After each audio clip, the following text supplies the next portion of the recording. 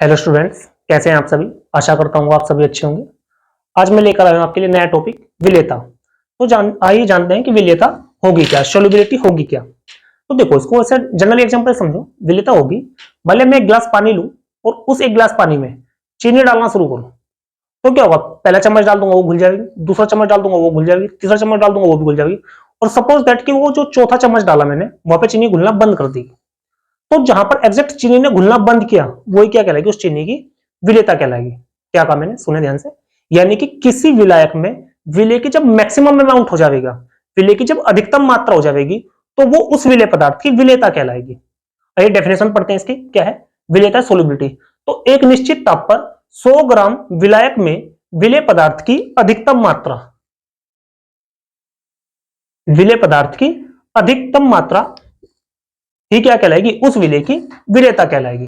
अगर बात करें हम इसके मापन की, या इसको जब सैद्धांतिक या गणनात्मक रूप से कार्य में लाया जाएगा, तो किससे भाई, इसको जो रिप्रेजेंट करेंगे हम वो करेंगे बेटा मोल प्रति लीटर या मोल लीटर इनवर्स से। अब यहाँ पे हमारे जो सिलेबस में वो दो प्रकार की विलेयता है, जिसमें पहली है ठोसों की द्रवों में विलेयता और दूसरी है गैसों की द्रवों में विलेयता। देखो, सबसे पता लग रहा है ठोसों की द्रवों में विलेयता, मतलब ठोस जो होंगे विलेय होंगे और जो द्रव होंगे वो विलायक होंगे। दूसरा है गैसों की द्रवों में विलेयता, मतलब जो गैस होगी वो विलेय होगा और जो द्रव होगा वो क्या होगा भाई, सॉरी, जो विलायक होगा वो द्रव होगा। तो आइए समझते हैं पहला ठोसों की द्रवों में विलेयता होगी क्या।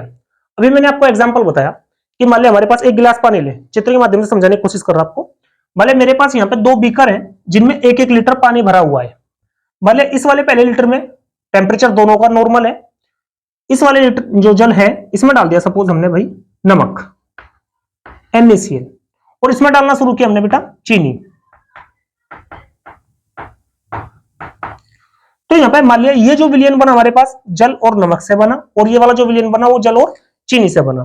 तो मान लिया मेरे पास जो चम्मच है या जो जिससे विलयन में बना रहा, वो मान लिया सेम साइज का है। तो मैंने क्या किया, मान लिया इसमें नमक डालना शुरू किया पहले विलयन में। मान लिया पहले एक चम्मच डाल दिया, इधर से भी चीनी का भी एक चम्मच डाल दिया, फिर दूसरा चम्मच डाल दिया, यहां पर भी दूसरा चम्मच डाल दिया, फिर तीसरा, फिर चौथा। तो एक कंडीशन ऐसी आएगी कि जहां पर नमक घुलना बंद हो जाएगा, नमक मैक्सिमम अमाउंट में घुल चुका होगा। सिमिलर यहां पर भी चीनी में भी ऐसा ही होगा कि एक कंडीशन ऐसी आएगी कि जहां पर चीनी घुलना बंद कर देगी। जहां पर चीनी घुलना एग्जैक्ट बंद करेगी और वही क्या कहलाएगी, उसकी यानी कि चीनी की विलेयता कहलाएगी। जहां पर नमक घुलना बंद कर देगा वही क्या कहलाएगा, नमक की विलेयता कहलाएगी। आई होप आपको समझ आ रहा होगा। तो यहाँ पे अगर मैं दोनों कंडीशन की बात करूं, हालांकि जो NaCl है वो मैक्सिमम अमाउंट में घुल जाएगा चीनी के कंपैरिजन में, चीनी थोड़ा सा कम घुलेगी। वो क्यों घुलेगी, बाद में चर्चा करेंगे इस बारे पर। अब डेफिनेशन देख लें, एग्जैक्ट ठोसों की द्रवों में विलेयता किसे कहेंगे। तो यहाँ पे क्या है, एक लीटर, ध्यान से सुने क्या कह रहा मैं, एक लीटर विलायक में जिसके मोल अंश ज्यादा घुलेंगे या मैक्सिमम जो मोल अंश होगा विलेय का वो घुलेगा, वही क्या कहलाएगा, उसकी विलेयता कहलाएगा। डेफिनेशन पढ़ लेते हैं। एक निश्चित ताप पर ठोस पदार्थ के मोलों की वह अधिकतम संख्या, इस शब्द का ध्यान रखें भाई, अधिकतम संख्या जो एक लीटर विलयन में घुली हो, उस पदार्थ की विलेयता कहलाती है। जैसे मैंने आपसे अभी एग्जांपल में समझाया। अब यहां पे क्या होगा भाई, ठोसों की द्रवों में विलेयता को प्रभावित करने वाले कारक। तो मेनली तीन कारक हैं, जिसमें से पहला बेटा हमारा विलेय तथा विलायक की प्रकृति, दूसरा है ताप और तीसरा है दाब। तो पहले वाले को समझते हैं, ये भाई विलेय तथा विलायक की प्रकृति होगी क्या, समझे। अपने 11th क्लास में पढ़े होंगे दो शब्द, ध्रुवीय और अध्रुवीय।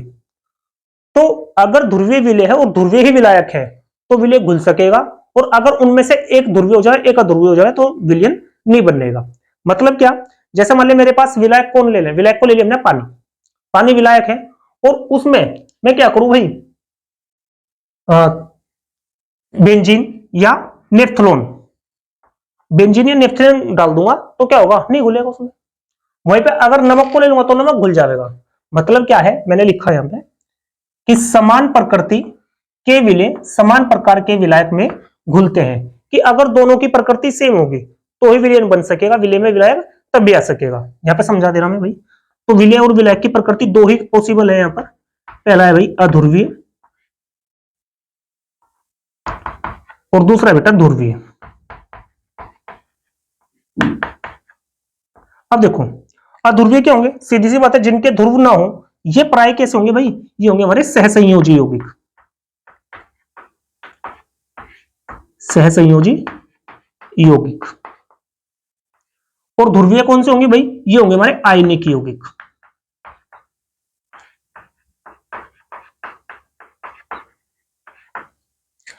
जैसे मान लिया हमने लिखा NaCl जल में विलय है किंतु अल्कोहल में अविलय है। आप घर पर भी ट्राई कर सकते हैं इसको। क्या मान लिया घर पे नमक लेने और नमक को पानी में घोलें, सभी जानते हैं भाई घुल जाएगा। लेकिन अगर NaCl को किसमें भाई मस्टर्ड ऑयल ले लें, मान लिया सरसों का तेल ले लें, उसमें डाल के देखें आप, चाहे कुछ भी कर लेंगे वो नहीं घुलेगा। रीजन क्या है? रीजन ये है कि जो NaCl है भाई ये ध्रुवीय है, और जो ऑयल है, चाहे ऑयल कैसा भी, मस्टर्ड ऑयल की बात कर रहा है, सरसों के तेल की बात कर रहा है, वो कैसा है? अध्रुवीय है। मतलब ये तो हो गया भाई ध्रुवीय, और भाई ये हो गया अध्रुवीय। तो मैंने क्या कहा कि भाई ध्रुवीय, अगर सपोज ऑयल भी ध्रुवीय होता तो आसानी से घुल जाता, या NaCl अध्रुवीय होता तो घुल जाता। अब ये क्या होंगे? दोनों अपोजिट हो गए एक दूसरे के, एक ध्रुवीय है दूसरा अध्रुवीय है, इसलिए क्या होगा? नमक तेल में नहीं घुल पाएगा। वहीं पर अगर बात करें NaCl और वाटर यानी जल, वो क्या है? दोनों के दोनों ध्रुवीय हैं, इसी कारण क्या होगा? आसानी से नमक जो होगा जल में घुल सकेगा। अब यहाँ पे एक बात और है, जैसे मैंने कहा कि यहाँ पे भाई नमक भी घुल सकेगा और चीनी भी घुल सकेगा पानी में, तो नमक ज्यादा विलेय होगा चीनी के कंपैरिजन में। मान लिया अगर मैं 100 ग्राम पानी में सपोज दैट कि नमक की बात करूं तो लगभग 35 से 36 ग्राम तक घुल सकेगा। वहीं पर अगर चीनी की बात करूं तो चीनी लगभग 28-29 ग्राम तक घुल सकेगी। रीजन रीजन क्या है इसका? रीजन है बेटा कि जालक ऊर्जा और जलयोजन ऊर्जा। कोई भी विलेय, कोई भी ठोस विलेय है, अगर उसकी जालक ऊर्जा कम है और जलयोजन ऊर्जा अधिक है तो वो ज्यादा विलेय होगा, और जिसकी जालक ऊर्जा अधिक है और जलयोजन ऊर्जा कम है वो कम विलेय होगा। तो यहाँ पे जो नमक है NaCl है, इसकी जालक ऊर्जा क्या है भाई? कम है, और जलयोजन ऊर्जा अधिक है। इसी कारण क्या होगा? जो NaCl होगा वो जल में अधिक घुल सकेगा। वहीं पर अगर बात करें चीनी की जालक ऊर्जा नमक की तुलना में अधिक है और जलयोजन ऊर्जा कम है, इसी कारण क्या होगा? चीनी जल में कम घुल सकेगी। तो यहां तक आपको समझ आ गया होगा कि भाई जो ध्रुवीय होगा वो ध्रुवीय में घुलेगा, और जो अध्रुवीय होगा वो अध्रुवीय में घुलेगा। यहाँ पे देखो मैंने लिखा कि नेफ्थलोन अल्कोहल में विलय है जबकि जल में अविलय है। मतलब दोनों की प्रकृति कैसी है? अध्रुवीय। नेफ्थलोन की भी अध्रुवीय है और अल्कोहल की भी अध्रुवीय है, इसलिए घुल सकेगा। यहाँ पे नेफ्थलोन अध्रुवीय हो गया, जबकि जल कैसा हो गया भाई? ध्रुवीय होगा, इसलिए जल में नहीं घुल पाएगा। आपने भी देखा भी होगा, भले जो शराबी व्यक्ति में, जो शराब पीने वाले हुए बेसिकली, वो किसका सेवन बाद में चखने का यूज करते हैं। चखना मतलब नमक या तीखा। रीजन क्या है इसका? तो यहाँ पे भी कौन काम करता है भाई? सोल्यूबिलिटी, विलेयता। कैसे काम करेगी समझे? मान लो कोई भी शराबी है, वो शराब पीने लगा, तो शराब पीने के बाद क्या होगा?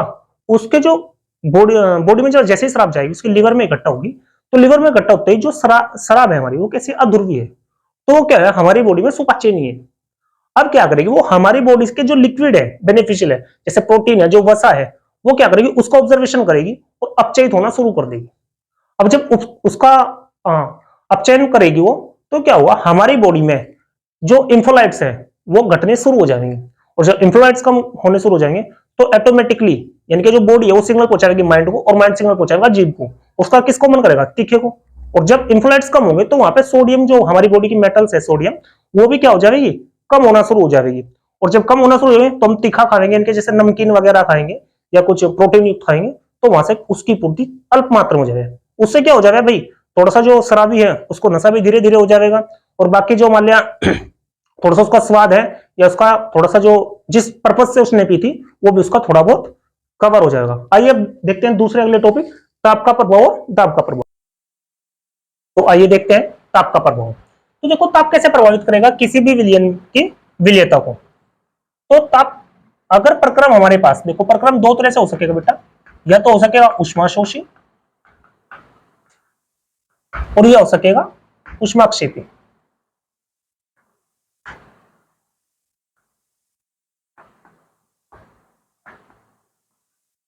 देखो ऊष्माशोषी ऊष्माक्षेपी क्या होगा?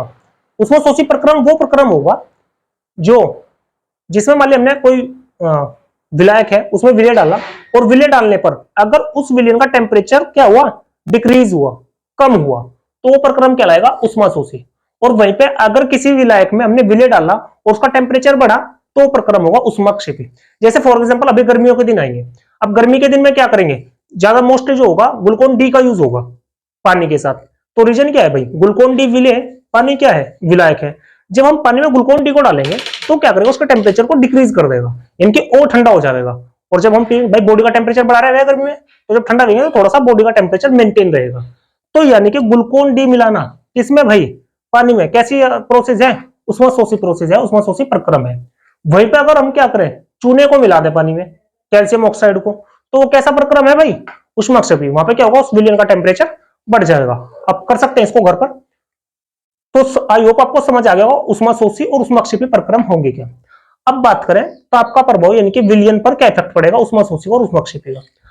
अगर हमारे पास, मतलब ये मैंने समझाया भी आपको कि जल में अगर कैल्शियम ऑक्साइड डाल देंगे तो यहां से क्या होगा भाई, विलयन का टेम्परेचर बढ़ेगा, और जब विलयन का टेम्परेचर बढ़ेगा तो कैसा प्रक्रम होगा, ये प्रक्रम होगा बेटा हमारा ऊष्मक्षेपी। और यहां पे क्या किया भाई हमने, पानी में किसको, ग्लूकोज को घोला, तो यहाँ पे क्या होगा, विलयन का टेम्परेचर घटेगा, तो ये कैसा प्रक्रम होगा, ये होगा भाई ऊष्मशोषी। अब ध्यान से समझे बात को, अगर प्रक्रम कैसा है, ऊष्माक्षेपी है, तो ताप बढ़ाने पर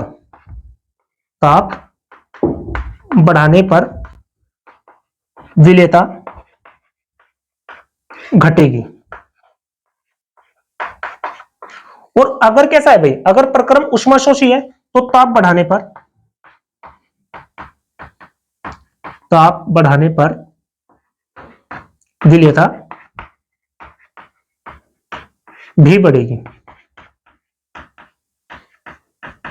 मतलब क्या है कि शॉर्ट शब्दों में कहूं, अगर हमारे पास कोई विलयन बना है और विलयन बनाने का जो प्रोसेस है ऊष्माशोषी है, तो टेम्परेचर बढ़ाएंगे तो विलय की विलेयता भी बढ़ेगी। और अगर प्रक्रम ऊष्मक्षेपी है तो हमें क्या करना पड़ेगा, ताप कम करना पड़ेगा, ताकि इसमें क्या हो, विलय ज्यादा से ज्यादा डिसोल्व हो सके, ज्यादा से ज्यादा विलेयता उसकी बढ़ सके। तो आई होप आपको समझ आ गया होगा ताप का प्रभाव भी। अब बात करें नंबर 3, दाब का प्रभाव। दाब का प्रभाव,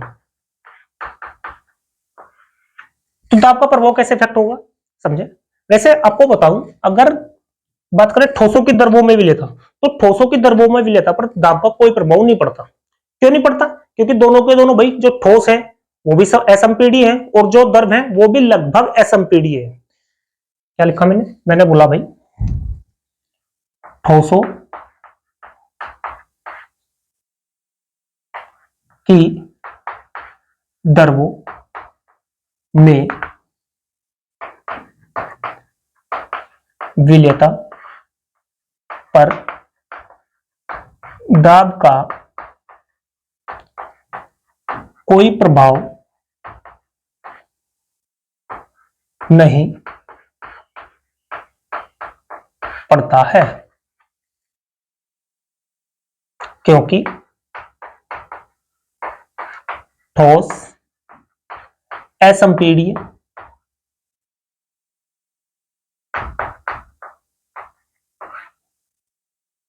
तथा द्रव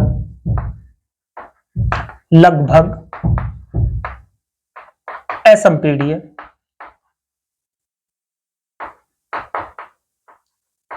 होते हैं। एक शब्द है भाई यहां पे देखो, असंपीड्य। असंपीड्य क्या होगा, तो ये दो शब्द हैं, दोनों को समझेंगे। पहला बेटा संपीड्य, और दूसरा है भाई असंपीड्य।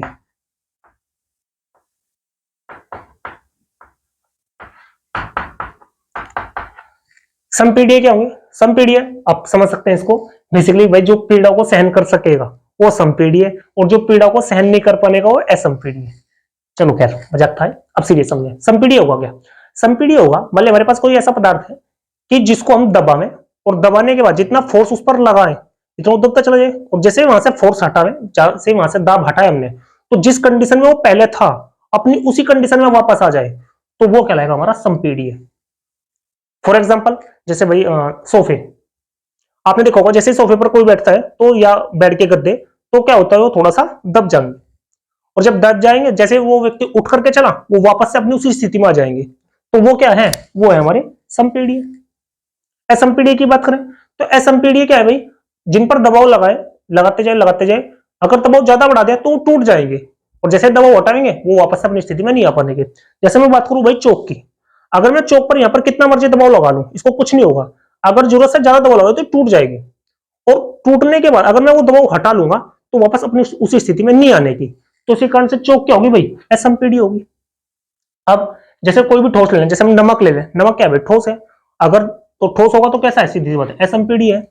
या इसका बेस्ट एग्जांपल आप खाली बोतल लें, भाई हवा है, खाली बोतल में उसको क्या कर सकेंगे, आप दबा सकेंगे। लेकिन वहीं पर अगर उसमें पानी भर दें, अब पानी भरने के बाद उसको दबाएं तो नहीं दबा पाएंगे, तो पानी भरने के बाद क्या हो जाएगी, वो लगभग एसएमपीडी हो जाएगी। और यही बात लिखी हमने कि ठोसों की द्रवों में जो विलेयता पर दाब का प्रभाव होगा वो लगभग नगण्य होगा। नगण्य क्यों होगा, क्योंकि ठोस एसएमपीडी होंगे और द्रव लगभग एसएमपीडी होंगे। तो इसी कारण से क्या होगा, ठोसों की द्रवों में विलेयता पर यानी कि दाब का कोई प्रभाव नहीं पड़ेगा। आई होप आपको समझ आ गया होगा टॉपिक अच्छे से। तो अभी आज के टॉपिक में हमने आज जो जाना इस वीडियो में हमने जाना कि ठोसों की द्रवों में विलेयता। नेक्स्ट जो वीडियो आएगी वो आएगी आपकी गैसों की द्रवों में विलेयता। उसमें बेहद इंपॉर्टेंट टॉपिक है हेनरी का नियम, जो बोर्ड के पॉइंट ऑफ व्यू से बेहद इंपॉर्टेंट है। तो देखना ना भूलें नित्यम classes. Thank you very much.